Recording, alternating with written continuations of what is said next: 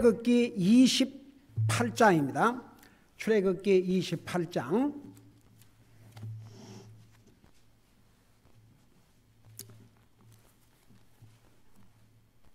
출애굽기 28장입니다.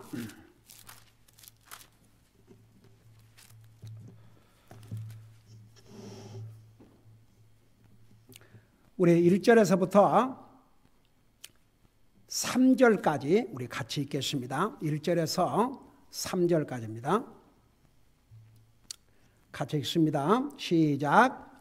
너는 이스라엘 자손 가운데서 내 형 아론과 그와 함께한 그의 아들들을 내게로 취하여 그가 제사장의 직무로 나를 섬기게 할지니 곧 아론과 아론의 아들들 나답과 아비후와 엘르아살과 이다마를 취할지니라. 너는 내 형 아론을 위하여 거룩한 의복들을 만들어 영광과 아름다움으로 삼을지니라. 너는 마음이 지혜로운 자 곧 내가 지혜의 영으로 충만하게 한 모든 자에게 말하여 그들이 아론의 의복들을 만들어 그를 거룩히 구분하게 할지니 그리하여야 그가 제사장의 직무로 나를 섬기리라. 아멘. 기도하겠습니다.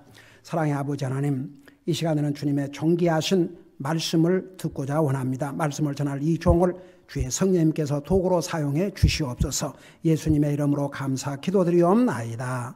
아멘. 앉으시기 바랍니다. 자, 그동안 우리 25장, 26장, 27장에서는 성막의 의미가 무엇인지, 왜 하나님께서 모세에게 성막을 지으라 하셨고 또 나중에 솔로몬을 통해서 하나님의 성전을 지었고 그게 구약시대 때의 성막과 예수님과 어떤 관계가 있고 또 구약시대 때 성막이 우리와는 무슨 관계가 있는지 자세하게 몇 주에 걸쳐서 전했습니다. 자, 오늘부터는 특별히 우리가 읽은 28장, 29장 이 두 장은 제사장 직분에 대해서 제사장에 관한 여러 가지 지침들을 기록하고 있습니다. 여러분, 제사장들은 하나님의 성막에서 여러 가지 방법으로 그 직무를 수행을 했습니다. 그러니까 그런 직무들을 행함으로써 하나님을 섬긴 것이죠. 자, 그 직무들을 대강 보면 7가지로 볼 수가 있습니다. 첫째는 여러분 지난번에 그 성막 자세하게 그림으로 보여드렸죠. 그 성소 안에서도 가장 안쪽 지성소에 들어가기 직전에 성소에서 지성소로 들어가기 직전에 금으로 만든 향제단이 있었지요. 여러분 기억나세요? 하루에 2번씩 매일 향을 피우는 일을 이 제사장들이 수행해야 했습니다. 그 다음에 두 번째는 등잔대와 빵을 놓는 상을 점검하고 잘 유지하는 것입니다. 그러니까 그 성소에 들어가면은 왼편으로 등잔대가 있고 오른쪽으로 빵을 놓는 상이 있었죠. 그것을 매일 점검하고 잘 유지를 하는 것입니다. 그 다음에 이제 그 성막에 들어가면 그러니까 성소 앞에 그 뜰에 2가지가 있었는데 그 중에 하나가 번제단이고 짐승을 잡아 죽여서 번제 허물로 드리고 그 다음에 제사장들이 손을 씻는 물두명, 여러분 몇 주 동안 그림으로 잘 봤지요. 그 위치라든가 이런 거. 그래서 그 번제단을 잘 유지하고 희생물을 드리는 거. 그래서 여러분 보세요. 이제 오늘날 이 교회당은 하나님의 백성들이 모여서 하나님을 예배하는 세상 빌딩과는 구별된 거룩한 장소입니다. 그래서 우리가 하나님의 교회당을 잘 돌아보고 깨끗하게 하고 잘 메인테인하고 그러는 거 참 이게 좋은 일입니다. 그리고 우리가 하나님의 교회당을 안과 밖을 단정하게 해서 외부 사람들에게도 좋은 간증이 돼야 됩니다. 그러니까 여러분 이 구약시대 때도 이런 하나님의 그 성막을 이렇게 잘 유지하고 잘 간수하고 또 해야 될 일을 다 이렇게 하도록 하나님께서 다 이렇게 가이드를 해 주셨어요. 그 다음에 4번째 백성들을 축복하는 것입니다. 제사장들이 백성들에게 복을 빌어주고, 여러분 우리가 서로 복을 빌어준다는 거 얼마나, 여러분 제가 처음에 미국에 와서 시도 때도 없이 God bless you. 지금은 이제 하도 이 리버럴한 사람들은 하나님 말조차도 거부하고 이런 시대가 됐지만, 제가 처음에 미국 와서 God bless you. 그게 얼마나 복이 되는지 몰라요. 우리가 서로 복을 빌어준다는 거. 우리가 기침을 할 때 God bless you. 그래서 우리가 항상 복을 빌어준다는 게 얼마나 중요한지 모릅니다. 그래서 제사장들이 하는 일 가운데 하나가 백성들에게 복을 빌어주는 일입니다. 제가 여러분들을 위해서 기도할 때 여러분들에게 하나님께서 복 내려달라고 그러고 기도를 합니다. 그게 이제 구약시대 제사장들이 하는 일이에요. 그 다음에 이제 민사상의 모든 문제에 대해서 주재하고 판결을 해줬어요. 민사상, 이게 사람 사는 데는 항상 이 문제가 있거든요. 그래서 그 민사상 여러 가지 뭐 손해를 끼쳤을 때 그런 거 이제 이런 것을 다 제사장들이 주재하고 또 판결을 해 주었습니다. 그 다음에 이제 모세를 통해서 주신 여섯 번째는 율법 안에서 백성들을 가르쳤습니다. 자, 나중에 우리 신명기에 가보면 자세하게 무엇을 가르치고 이렇게 다 나와 있어요. 사실 모세 오경, 이제 출애굽기 앞으로 배울 레위기, 민수기, 신명기에 자세하게 이런 게 나와 있습니다. 그래서 율법 안에서 백성을 가르치고, 그 다음에 전쟁 때에는 백성들을 격려하는 일을 했습니다. 여러분, 이스라엘 백성들이 얼마나 많은 전쟁을 치루었습니까? 이제 가나안 땅을 정복했지요. 가나안 땅에 들어가서도 얼마나 많은 적들과 싸우는 전쟁을 해야 됐습니까? 그래서 이제 여러분, 전쟁은 사람들 원찮아요. 그리고 전쟁에 가서 목숨을 잃을까 두렵기도 하고, 그러니까 하나님께서 제사장들을 통해서 그들을 격려하고 용기를 주고 힘을 북돋아주는 그런 일을 제사장들이 수행을 했습니다. 특별히 28장은 1절에서 43절까지 제사장들을 위한 의복에 대해서만 말씀하고 있습니다. 도대체 그 의복이 뭐가 그렇게 중요하기에? 특별히 그 대제사장이 입는 옷에 대해서는 그 의복들을 어떻게 만들 것인지 아주 구체적으로 하나하나 가이드를 해 주었습니다. 자, 그걸 생각하면서 잠깐 28장을 보세요. 2절에 보니까 너는 내 형 아론을 위하여 거룩한 의복들을 만들어 영광과 아름다움으로 삼을지니라. 그러니까 의복을 영광스럽고 아름답게 만들라고 하면서 3절에 너는 마음이 지혜로운 자, 곧 내가 지혜의 영으로 충만한 모든 자에게 말하여 그들이 아론의 의복들을 만들어 그를 거룩히 구분하게 할지니 그리하여야 그가 제사장의 직무로 나를 섬기리라. 그렇게 해서 여러분, 그것도 하나님께서 지혜를 준 사람들을 통해서 하나님께서 일일이, 그러니까 어메이징이에요. 아주 구체적으로 자세하게 이 의복을 어떻게 만들어서 입히라는 것을 하나님께서 디자인해 줬어요. 여러분 보세요. 이 세상에서 가장 유명한 디자이너가 바로 하나님이라는 거. 이 세상 만물을 하나님이 디자인하신 것입니다. 하나님의 디자인의 솜씨를 보세요. 여러분, 이 우주 만물이 다 자기의 궤도를 돌아가고, 여러분, 이 세상 하나님의 말씀을 불순종하고 아담과 이브가 범죄함으로 땅이 저주를 받았다 그러지 않았습니까? 그렇지만 저주받은 땅도 어떤 곳에 가면 왜 그렇게 아름답고 경치가 얼마나 좋아요. 하나님이 만든 모든 자연 만물은 그런 대로 아름다움을 유지하고 있는데, 하나님께서 하나님의 형상으로 빚은 사람들만 문제를 일으키는 거예요. 사람이 항상 문제를 일으켜요. 그러니까 보세요. 참 어메이징. 하나님께서 이런 디자인을 다 해서 이렇게 만들어 해라. 이 디자인을 보면요, 세상에 아무리 옷 잘 만든 디자이너도 따라갈 수 없을 만큼 세상의 모든 만물의 디자이너가 바로 하나님이십니다. 자, 그래서 보세요. 그러니까 이 옷을 만든 사람들에게도 하나님께서 직접 지혜를 주셔서 하나님이 지시한 대로 다 만들게 하셨어요. 그리고 4절을 보세요. 그들이 만들 의복들은 이러하니 곧 흉패와 애복과 겉옷과 수놓은 속옷과 관과 허리띠라.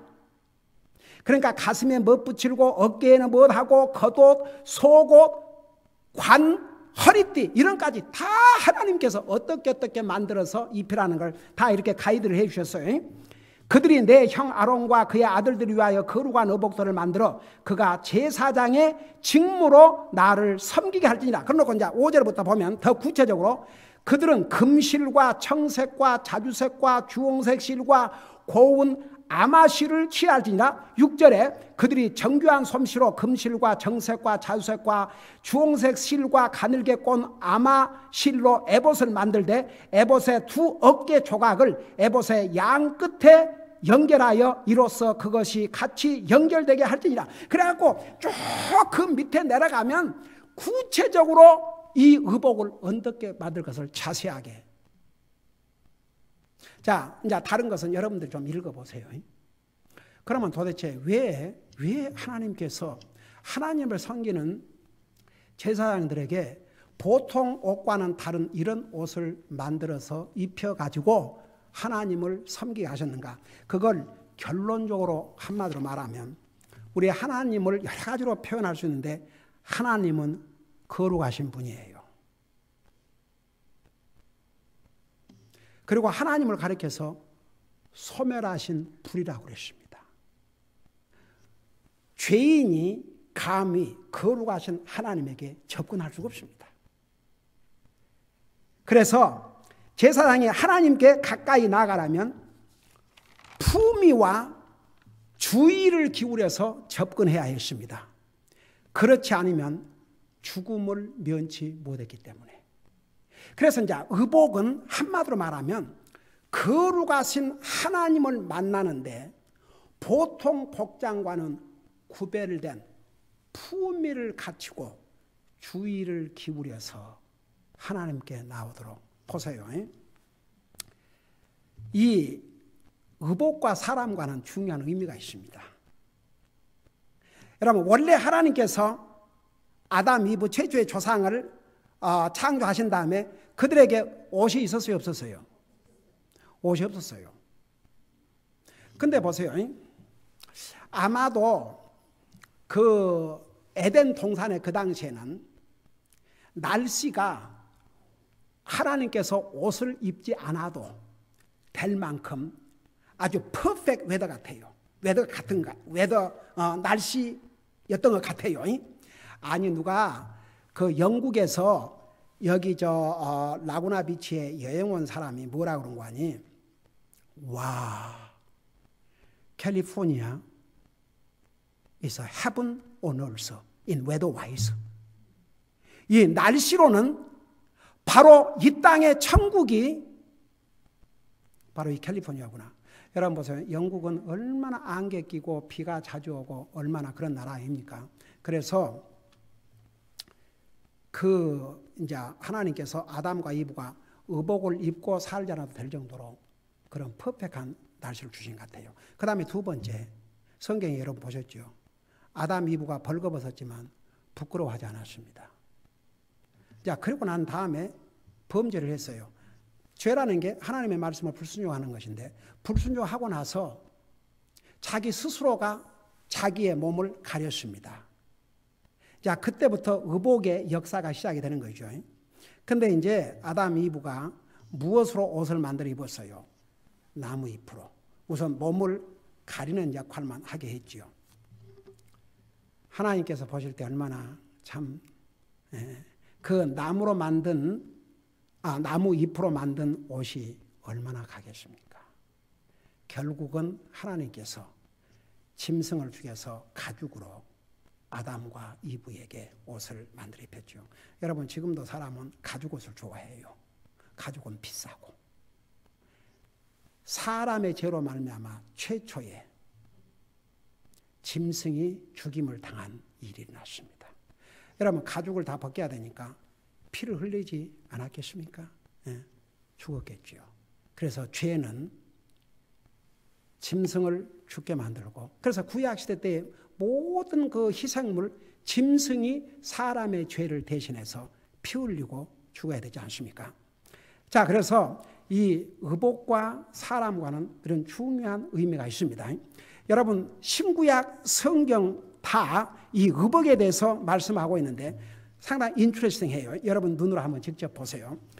이 신명기 22장 5절을 보세요. 신명기 22장. 신명기 22장 5절을 보시기 바랍니다.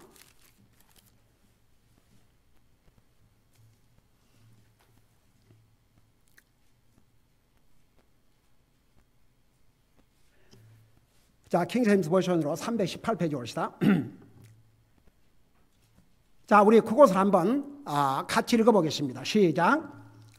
여자는 남자에게 속한 것을 입지 말고 남자는 여자의 의복을 입지 말라. 그렇게 하는 모든 자들은 주 내 하나님께 가증한 자이니라. 그래서 이 이제 구약시대 때에 남자는 남자 복장을 하고 여자는 여자 복장을 하고, 그래서 남자와 여자를 구별시키라고 그랬습니다. 그러니까 이 복장에 대해서 이렇게 얘기를 했어요. 그 다음에 이제 신약 성경에 와서 여러분 보십시다. 신약 성경 베드로전서를 잠깐 펴봐요. 신약 성경 베드로전서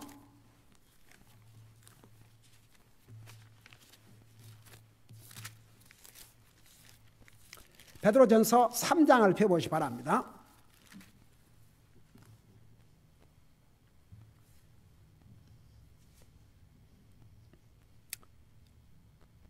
자, 3장 3절을 보세요.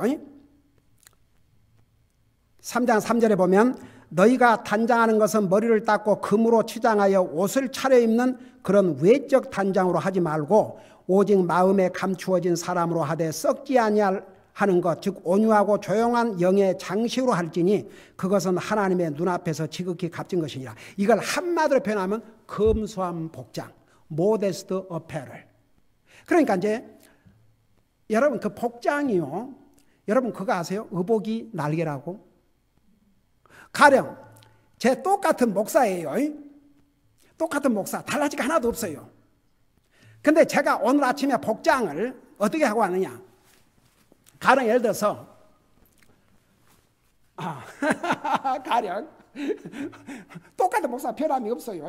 근데 예를 들어서 양복도 안 입고 넥타이하고 어디 그냥 그 지저분한 옷을 그렇게 입고 왔다고 생각해 보십시다.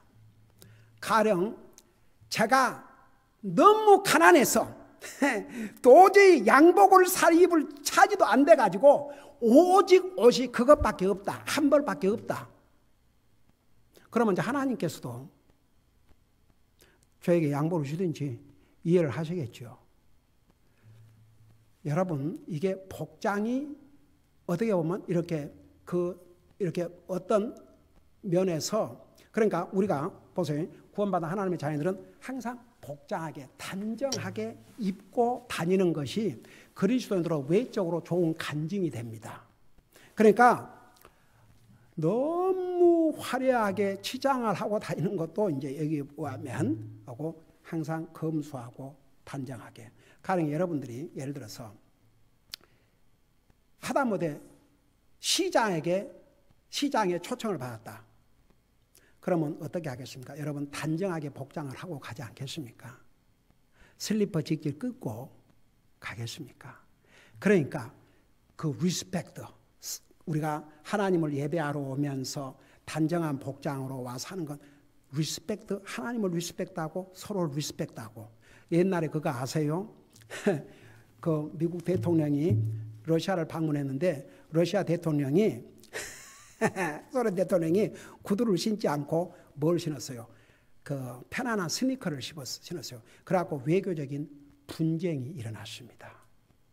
그러니까 이제 우리가 항상 그리스도인들은 여자는 여자답게, 남자는 남자답게 이런 단정한 복장을 하고 다니는 게 그것이 우리의 구원과 관계없고 하나님 관계와 무슨 그런 아니다 할지라도 그것이 좋은 간증이 됩니다. 근데 구약 시대 때는 만일에 대제사장이나 제사장이 하나님께서 정하신 이런 의복을 입지 않고 갔다가는 죽음을 면치 못했습니다. 그러면 오늘 우리에게는 그럼 어떤 의미가 있느냐? 그러니까 구약시대 때에 대제사장이나 제사장들이 하나님의 성막에서 하나님의 직무를 수행할 때 그 복장을 입고 해야 되는데 그 메인 이유가 거룩하신 하나님을 접근하기 위해서는 그런 거룩한 복장, 세상 옷과는 보통 있는 복장과는 구별된 복장으로. 그러니까 제사장들이 이제 밖으로 나오면 그 똑같은 의복을 안 입어도 돼요. 그렇지만 특별히 하나님을 만나러 갈 때, 하나님을 섬길 때는 그런 복장을 해야 했었습니다. 자, 그러면 오늘날은 그래서 구약시대 때는 일반인들은 감히 하나님 앞에 접근하지 못했고 대제사장을 통해서만 접근을 했어요. 또 제사장들을 통해서 자기의 속죄의 헌물, 제의 헌물을 갖다 바치고 지금은 나와 여러분 예수님께서 속죄의 제물로 자기 자신을 주시고 그 주님을 영접하고 구원받은 우리에게는 하나님 앞에 나가는데 어떤 복장이 필요하느냐? 복장 필요 없어요. 우리는 이미 예수 그리스도를 통해서 의의 옷을 입었습니다.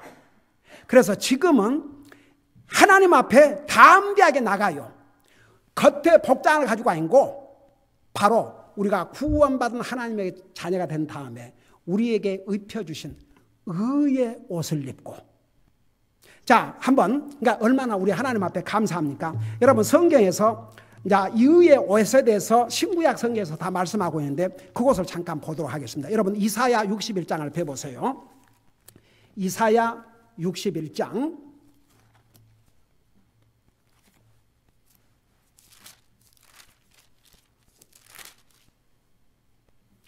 이사야 61장 10절을 보시기 바랍니다.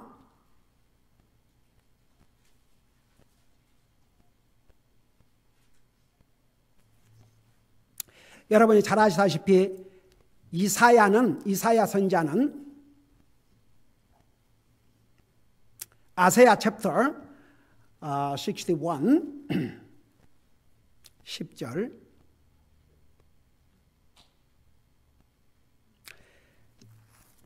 여러분이 잘 아시다시피 이사야는 예수 그리스도에 대해서 가장 많이 예언을 한 구약 성경의 선지자들 중에 한 사람입니다. 이사야 선지자를 통해서 예수님에 대해서만큼 많이 예언한 선지자가 없을 정도로 이사야에서는 예수님에 대한 예언으로 가득 차 있습니다. 그러니까 이제 미래에 우리의 구원자가 오셔서 우리에게 입혀주실 이 의의 옷에 대해서 구원의 옷에 대해서 이미 이사야 선지자를 통해서 미리 알려주셨어요. 자, 10절을 보세요.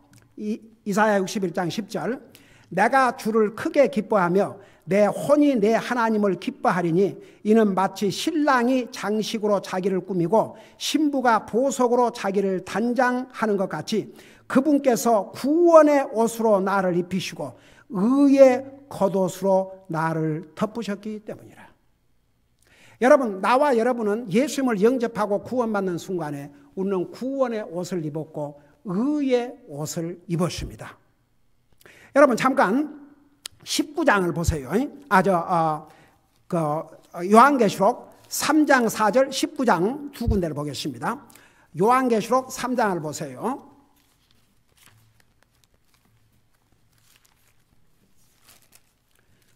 요한계시록 3장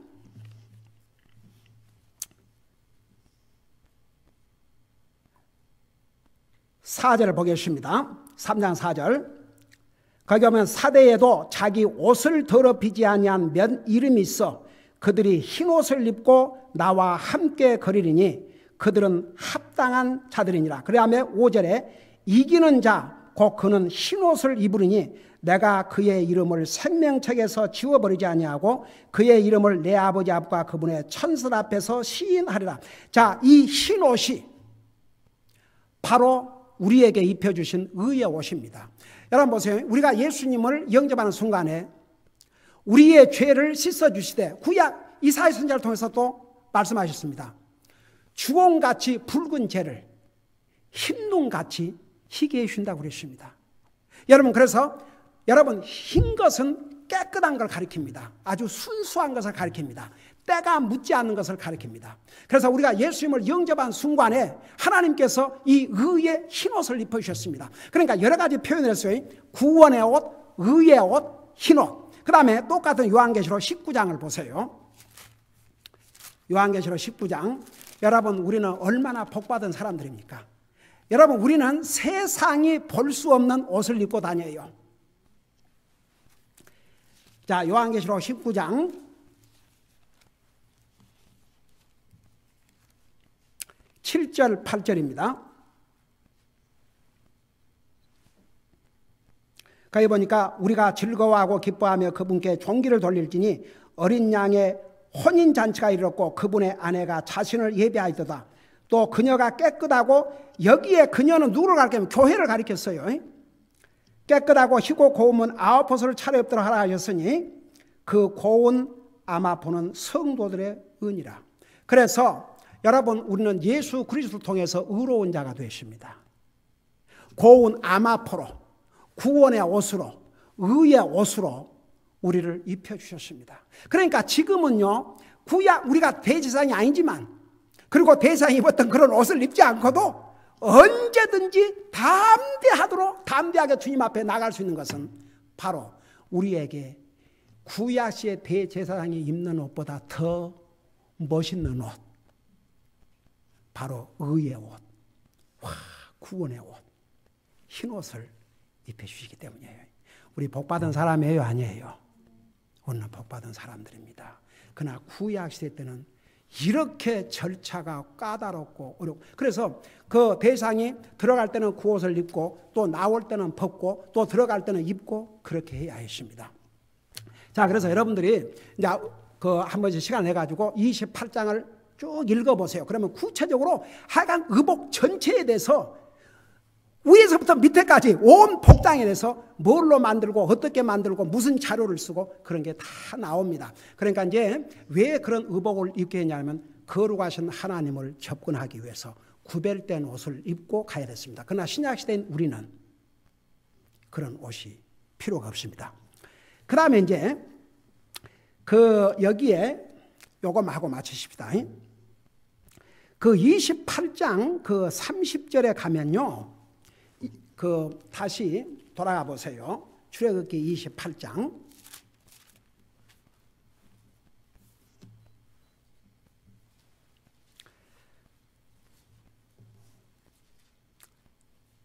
(30절에) 가면 이런 내용이 나옵니다.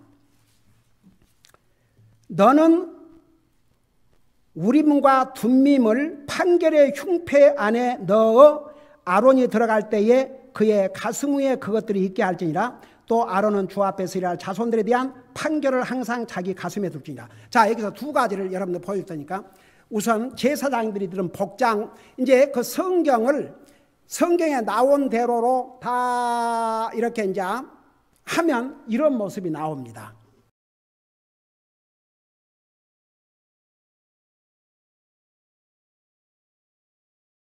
그래서 이제 그 28장에서 말씀하신 대로 주님께서 복장을 만들면 그 대제사장, 특별히 아론이 입었던 옷이 이런 옷이 돼요. 그리고 여기에 그 우림과 둠밈을 얘기하고 있는데 도대체 이게 뭐인가? 그런 것을 좀 보도록 하겠습니다. 우림과 둠밈. 여러분, 그 대상에 입는 옷을 보면요, 화려하고 그 복장에 별의별 게 다 붙어 있어요. 아마 그런데 금으로 또 이렇게 한 거기 때문에 아마 그거 입는데 가본 못지않게 무거웠을 것 같아요. 자, 여러분 보이세요? 저게 이제 우리 출애굽기 28장에 나와 있는 그 특별히 이 경우에 아론이 입었던 복장입니다. 아주 화려합니다. 그리고 저 가슴에 흉패가 이스라엘 자손들의 12명의 이름이 기록되어 있습니다. 그래서 12개의 보석에 그 이름을 기록해서 붙여서 기념으로 삼게 했어요. 제가 이 부분에 대해서는 다음 주일에 이제 하는데, 그리고 이제 여기 그 9절, 30절에 보면 우림과 둠밈을 판결의 흉패 안에 넣으라고 그러는데 도대체 우림과 둠밈이 뭐이며 어떻게 생겼는가? 잠깐 그걸 그림으로.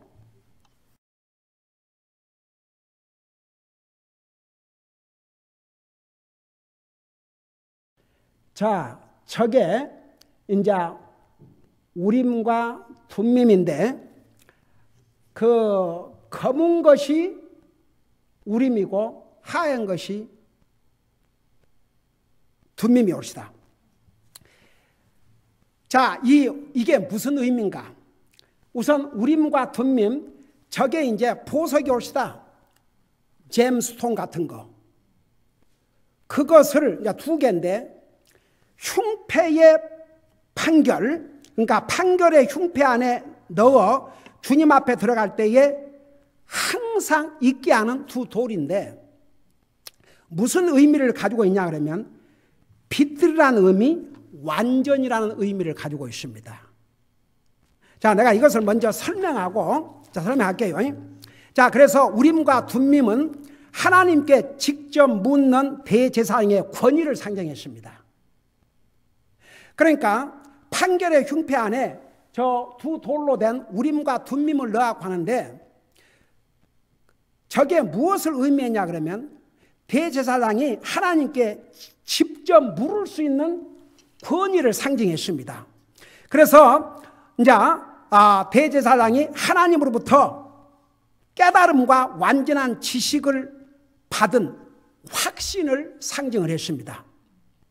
그래서 제사장은 여러 가지 특별한 상황에서 하나님의 뜻을 알고 결정하는데 바로 이 우림과 둠밈을 사용했어요. 하나는 하얀색이고 다른 하나는 검정색인데 하얀색은 예스를 의미했고, 그러니까 하나님 앞에 물었을 때 이 하얀색이 나오면 예스, 그리고 검은색이 나오면 노. 그래서 이것을 통해서 하나님의 응답을 받았는데 이것은 대제사장이나 제사장이 직접 눈으로 확인할 수 있는 물체적인 하나님의 계시의 증거였습니다. 자, 한 예를 들게요. 가령 이제 이스라엘이 전쟁에 나가야 되는데 과연 이 전쟁에 나가야 됩니까? 그 하나님의 뜻을 알고자 하면 이 우림과 둠밈을 대제사장이나 제사장이 흔들었어요. 흔들거나 이렇게 던지는데 검은 우림이 나오면 이스라엘 전쟁에 나가지 말라는 것이고, 요 흰 둠밈이 나오면 전쟁에 나가는 것이 하나님의 뜻이라는 것을 알려주셨습니다. 자, 보세요. 그런 면에서 우림과 둠밈은 구약시대 때에 하나님의 뜻을 깨닫고 알게 하는 하나의 물체적인 형태였습니다. 자, 이해가 되세요? 그러니까 이 대제사장이 그 판결의 흉패 안에 저 둘을 가지고 들어가서 가령 하나님 전쟁에 나가야 됩니까? 안 나가야 됩니까? 여러분, 하나님의 영이지 않습니까? 그러니까 때로는 특별히 모세와는 직접 하나님께서 모세가 알아들을 수 있는 육성으로 말씀을 해 주셨어요.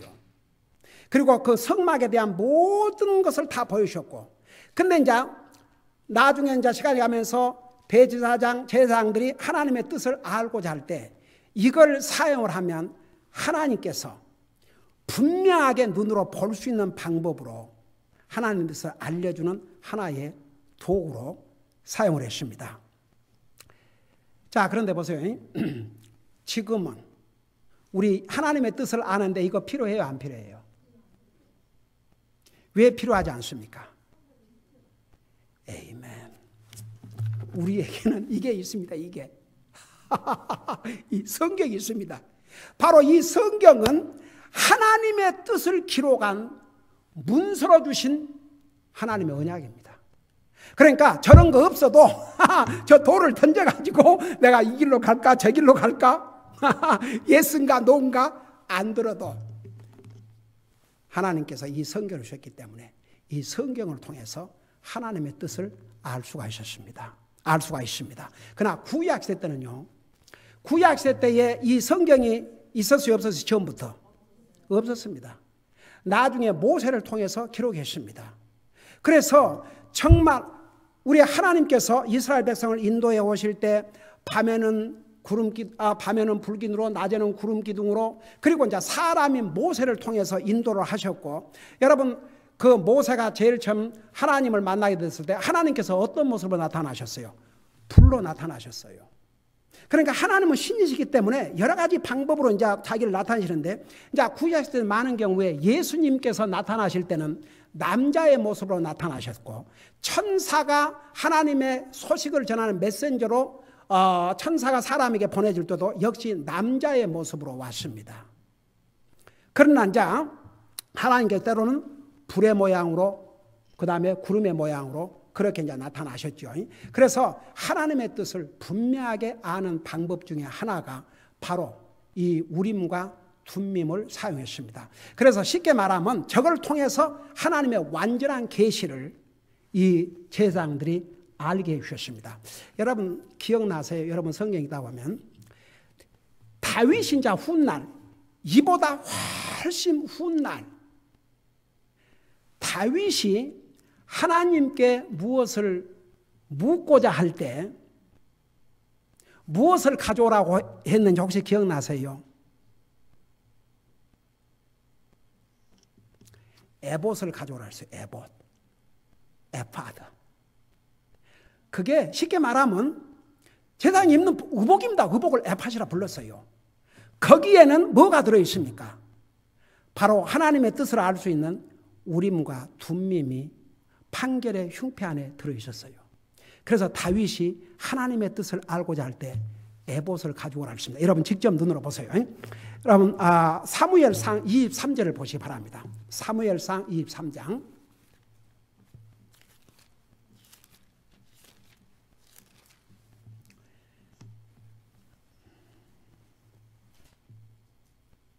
(23장) 9절을 보시기 바랍니다.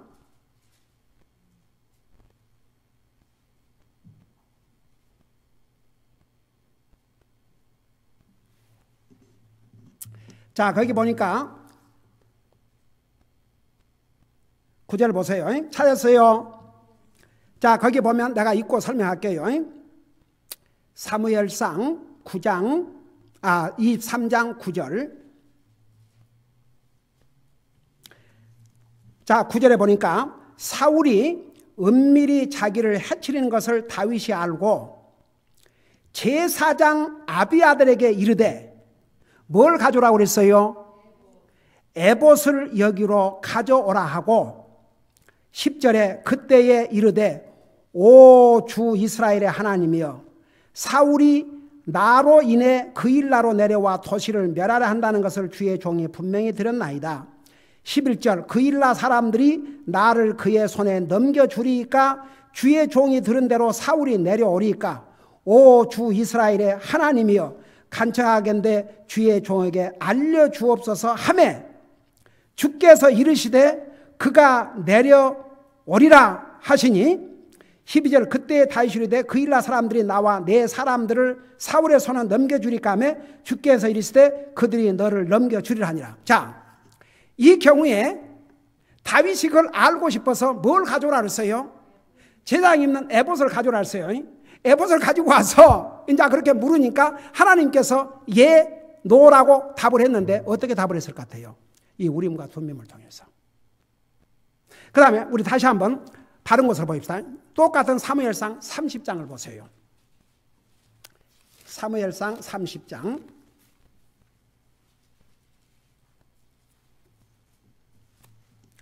7절 8절을 보시기 바랍니다.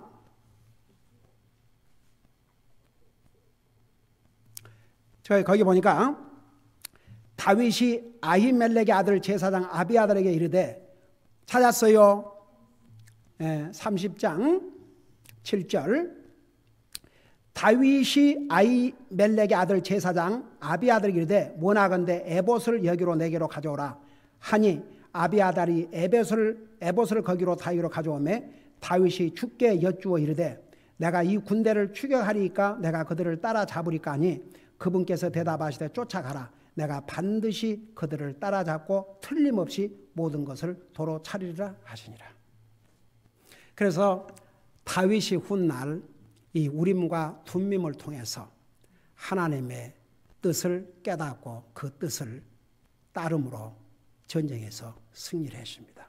그러니까 여러분 보세요. 우리가 이 구약 시대와 신약 시대를 이렇게 비교해 보면 참 구약 시대는 절차가 복잡했어요.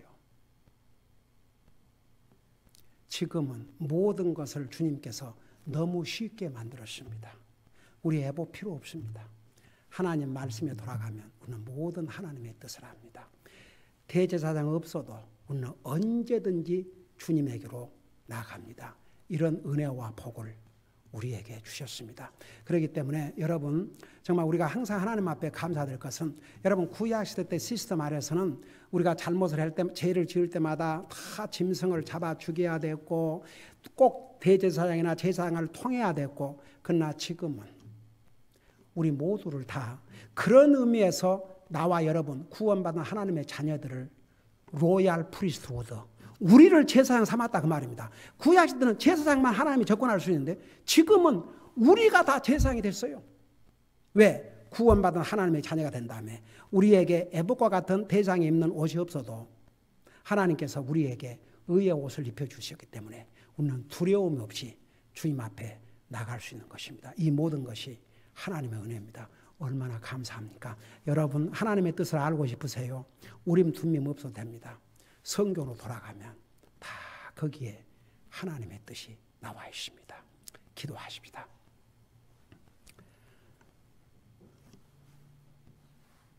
오늘 이 말씀을 생각하면서 정말 구약시대 때는 대제사장을 통해서 또 제사장을 통해서 하나님 앞에 나갔지만 지금은 우리가 언제든지 하나님 앞에 나아갈 수 있게 해주신 것 우리에게 우림과 둠밈의 그 에봇이 없어도 이제는 하나님의 말씀을 통해서 하나님의 뜻을 우리가 다 알고 깨달을 수 있다는 게 이게 얼마나 크신 하나님의 은혜인지 이 시간 그리고 나 같은 죄인을 구원하시고 나에게 의의 옷을 입혀주신 것 너무나 감사드립니다. 이런 하나님 앞에 감사드리는 기도의 시간을 잠깐 갖도록 하겠습니다. 우리 다 같이 기도하십시다.